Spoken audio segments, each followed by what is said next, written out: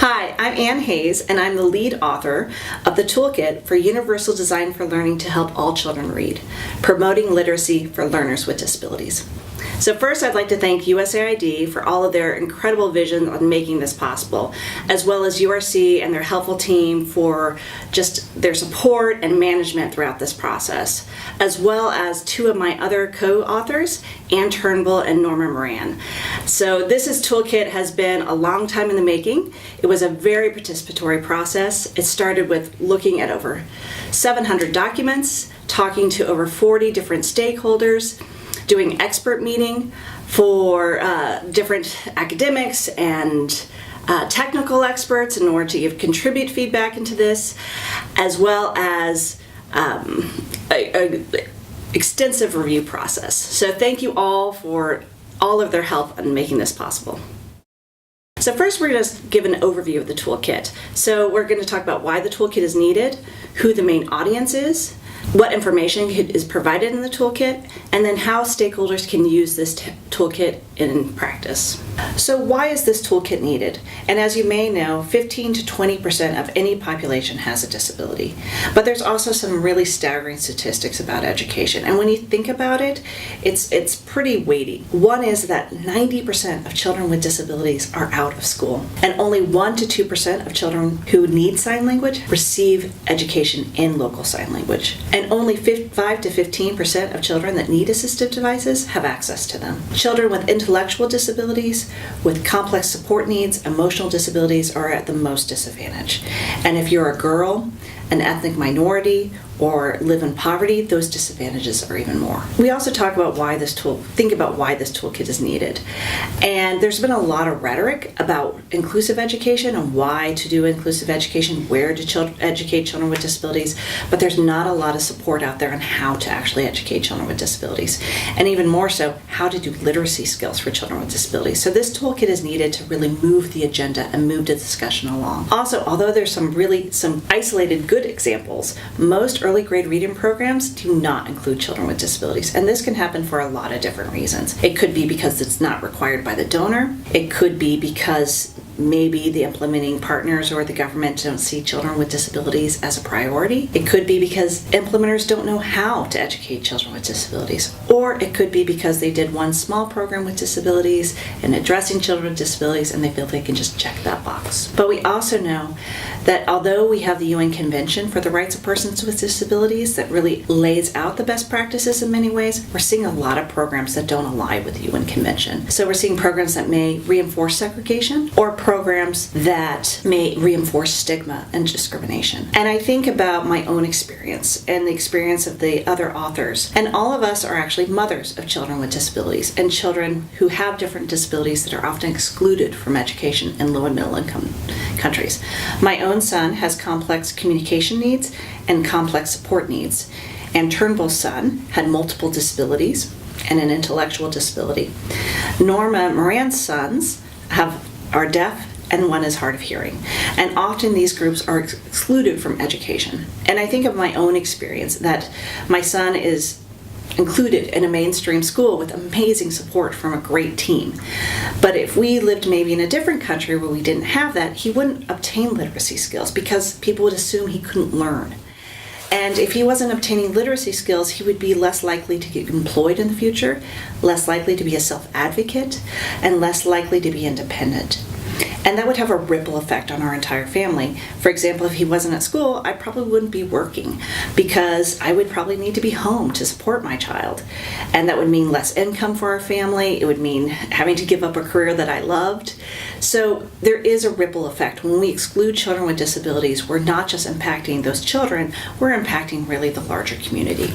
And I think it's those children which show why this toolkit is needed. So we want to talk also about who the main audience is for this toolkit. And there's a variety of audience. One is USAID staff and mission staff and other donors. The other is the Ministry of Education and their leadership. Then we also have program implementers like NGOs and contractors. We also have literacy experts such as academics, families of children with disabilities, and disabled persons organizations. And we did intentionally use the word families instead of parents because for children with disabilities, like all children, we we really need to recognize that it's not always the mother or the father supporting child outside the classroom, but it could be an extended family member. It could be the extended family.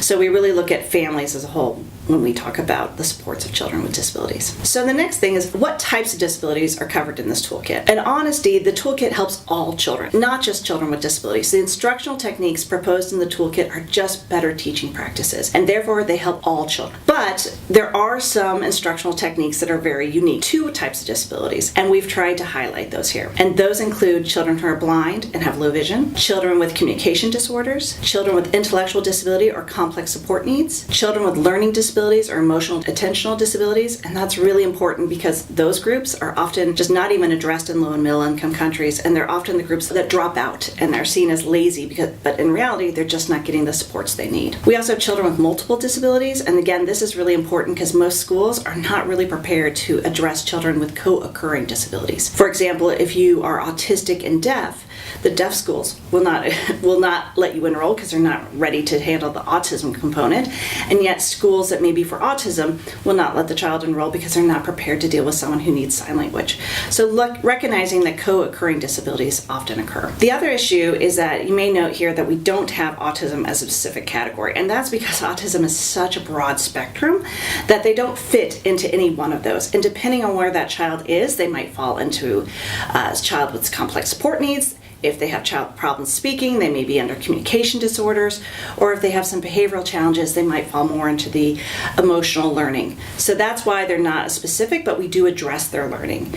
You might also notice that we don't have children with physical disabilities in here, and that's also because children with physical or mobility disabilities often just need more of an accessible environment, but do not require specific instructional techniques in order to learn literacy. So we address their needs in the toolkit, definitely, especially when we talk about holistic supports, but we don't provide different instructional techniques because it's really not needed. So next we talk about how the toolkit is organized. And the first we give introduction and some background about universal design for learning, defining literacy. The next chapter we talk about services that need to be put in place in order for children to acquire literacy. The next chapter is really kind of goes into the literacy instructions specifically, like the phased approach to literacy, assessment for literacy. And then the last chapter is, taking this from theory into practice, that we give a lot of good ideas, but it's very theoretical. So what do implementers or governments or ministries of education do to make this a reality? And it's a pretty big toolkit. It's pretty substantial. And I think what's important is that we're not recommending or thinking that all systems, educational systems, will move forward equally in all areas. But what we wanted to do was give a comprehensive overview of what it could look like. So when governments are doing or working on a certain area, they know how to go to that, use it in the toolkit, go to that area and see what the best practice would be. The important thing is that people are progressively moving forward, that they don't use the challenges related to inclusive education as rationale for doing nothing at all. So really the important thing is to kind of move forward in a progressive way. Universal design for learning is an important concept that is really woven throughout the toolkit. It starts from the architectural premise that if you make a building accessible, it's just a better building. It allows for children or people in wheelchairs, as well as strollers, as well as people that may have rolling suitcases. It's just a better infrastructure. And that concept applies to universal design for learning. And what universal design for learning, and it has a lot of specific terms, and it's all based on neuroscience, and it's been very highly researched and evidence-based. But really when you boil down to it, it's that all children learn differently. So all children receive information differently, all children express information differently, and all children are motivated differently. So how do we create an education system and instructional techniques that allow for how children best learn to receive information, best express information? And while it's made for children with disabilities, it really can apply and support all children.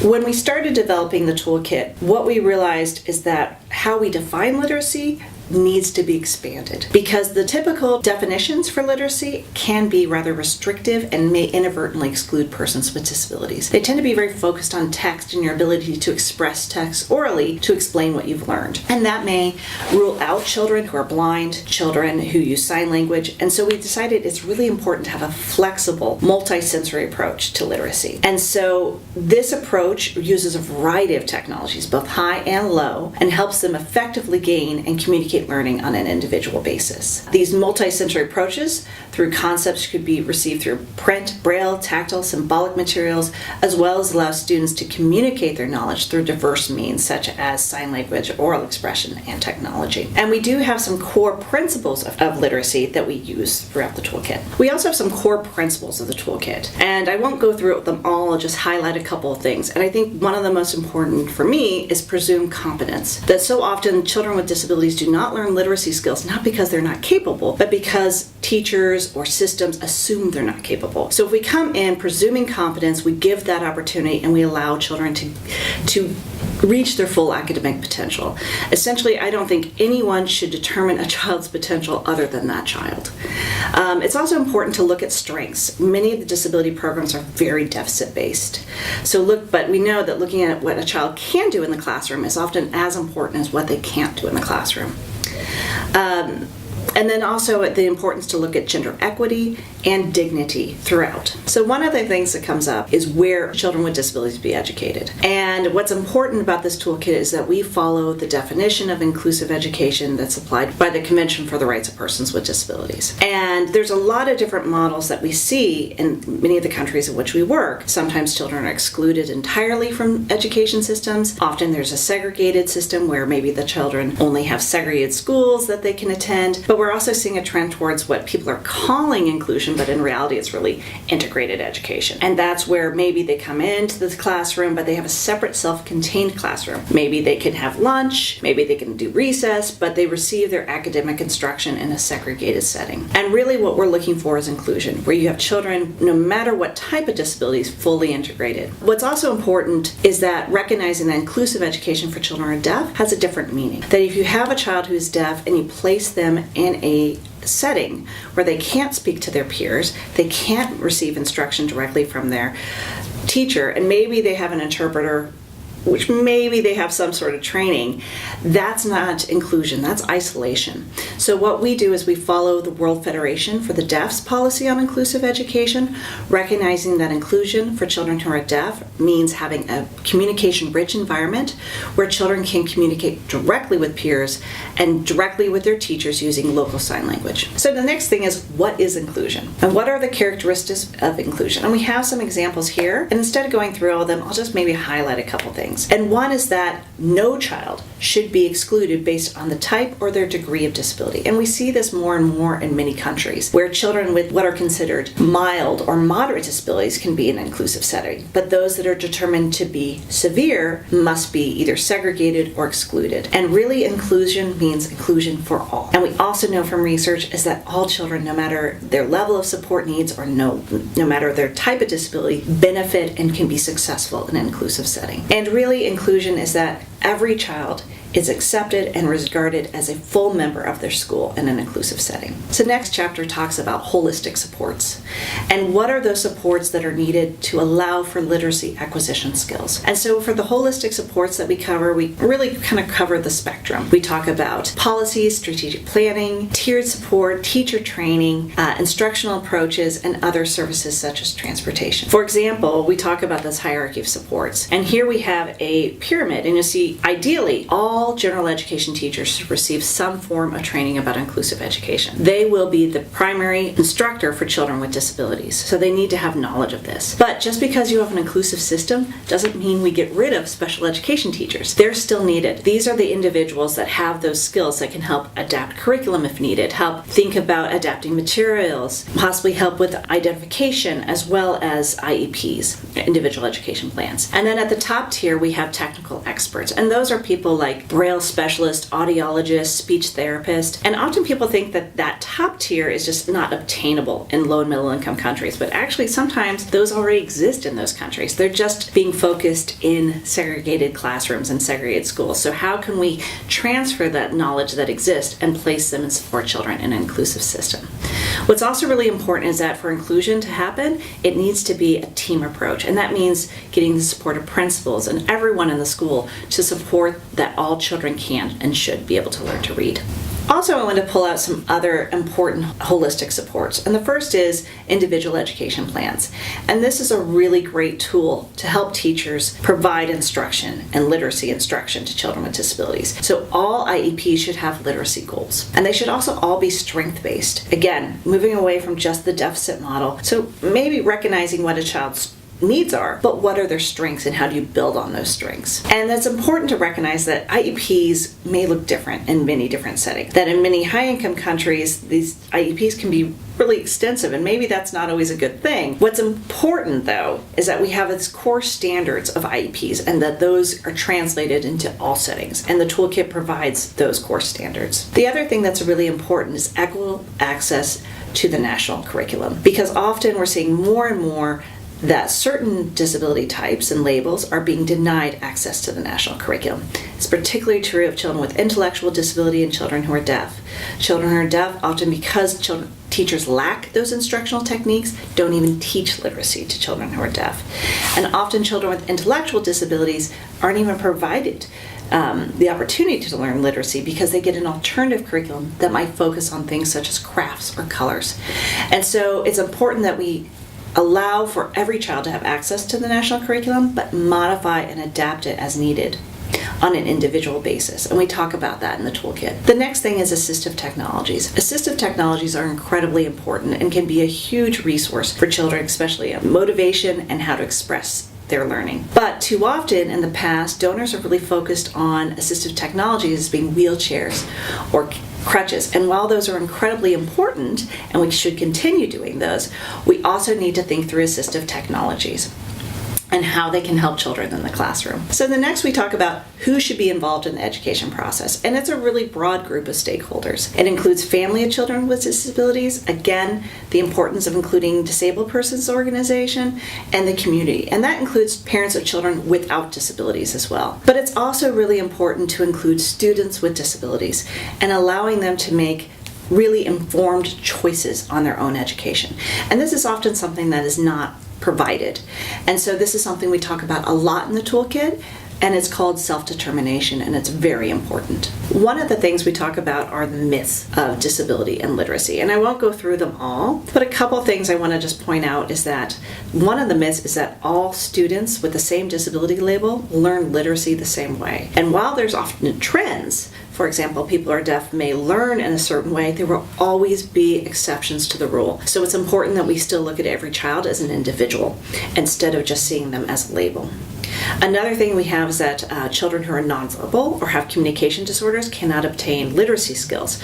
I remember meeting with a woman in one country, and she told me that they had an alternative curriculum because she said some children can't even talk. And if they can't talk, they can't learn.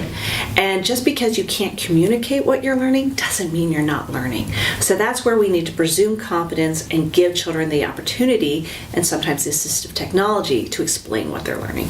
The next is how to identify children with disabilities. And this is becoming more and more important in international communities and circles. And there's often a misunderstanding of it. The important thing that we want to really reiterate within this toolkit is that identification is used to include, not exclude. Because too often we're seeing people use very oversimplified tools or checklists and then use those and say, well, that child can never be educated, or that child has to go to a segregated school. This is not the purpose of identification. The purpose of identification is to know what a child's strengths, where their needs may be, and how they're motivated. Again, looking at some of the UDL principles. What's also important is that for identification to be done correctly, it's really a phased process, and that's what we support in this. The first is to rule out and do vision and hearing screening for all children. Because often we may assume someone's being able to read the chalkboard, but in reality they can't. So ruling that out. The next is screening for additional learning needs. And often children without disabilities often have learning needs because they may be hungry or they may be witnessing abuse. So what's important is it's not so much about disability, but who needs additional supports and giving them those additional supports. And we go through some ideas of how you can do that in low and middle income countries. And then what happens is that the children who still continue to struggle, really could benefit from a comprehensive evaluation. And this is using a multidisciplinary team, looking at a child in different settings, academic, non-academic, and seeing what their educational strengths are, what their needs are, and how to provide an educational individual plan for them. The other thing is to really understand the difference between census, identification, and diagnosis. So for census, this is an incredibly helpful tool. It can help us understand trends within an area. It can help for planning circumstances. But things such as the Washington group questions, these were actually developed to be given to parents, not to children. And the Washington group has come out saying that these should not be used to identify people for eligibility for special education services. So then we have identification services, which can be done by teachers. And this is, again, to how do you support learning in the classroom. And the last what we have is diagnosis. And diagnosis can only really be done by trained professionals or sometimes even medical professionals. A diagnosis also is not needed for a child to be in a classroom. Sometimes many countries are requiring a diagnosis to even enter into school.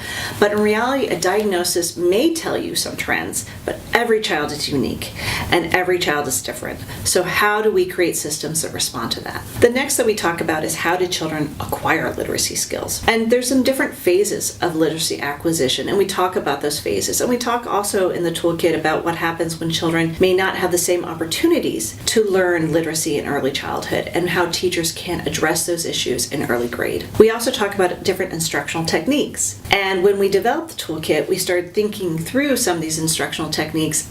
And instead of us trying to come up with it, me and the other authors, what we ended up doing was engaging some world-renowned experts in these different areas who helped us design these sections, using the Universal Design for Learning principles, which talks about how different children with different disability labels receive information, express information, and are motivated to learn. But once we started putting together all of these technical approaches from these different experts, we placed them into a matrix and realized that actually there's a lot more similarities than differences. So this guidance here helps us see through some of the things that are similar across the board. For example, all children benefit from explicit instruction, and all children benefit from shared reading. However, there's some things that are different. Not all children need hand under hand. Not all children need Braille. But more than enough, these are just good practices that help all children. So once we teach literacy skills, it's important that we monitor how people are learning.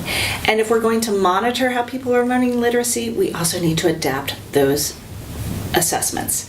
And that includes early grade reading assessments that are typically used in USAID programs, as well as other just normative and criterion-based assessments. And so what we've taken is sort of a universal design for learning approach to assessments so that we can create assessments that are accessible to all children with disabilities. And here you'll see a cartoon where people are saying, okay, for this test, you'll be judged on how you climb a tree. And that's great for the monkey, but it's not necessarily judging the work or the value or what's being learned by an elephant or a fish. So I think this sort of summarizes that we need to have an assessment that help all children. The last part of the toolkit is really how do we take theory into practice? And this is a big discussion. We talk about the twin track approach, which many people may be familiar, which is talking about the need to, within all programs, to develop specific interventions, as well as how do you include children with disabilities across all programming activities. We also talk about the difference between the social model, the medical model, and the charity model, and really how the social model, which really looks at the human rights of children with disabilities and their right to be included, as really the only model that we should follow. There's a lot going on, and I think sometimes this can be overwhelming,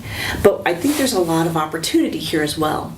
That low and middle income countries have the opportunity to look at other countries and they can go over their mistakes. They can leapfrog those mistakes. They can learn from them. They don't have to go through the same mistakes that other countries have learned. And I think this is really important because we do see countries making some of the same mistakes.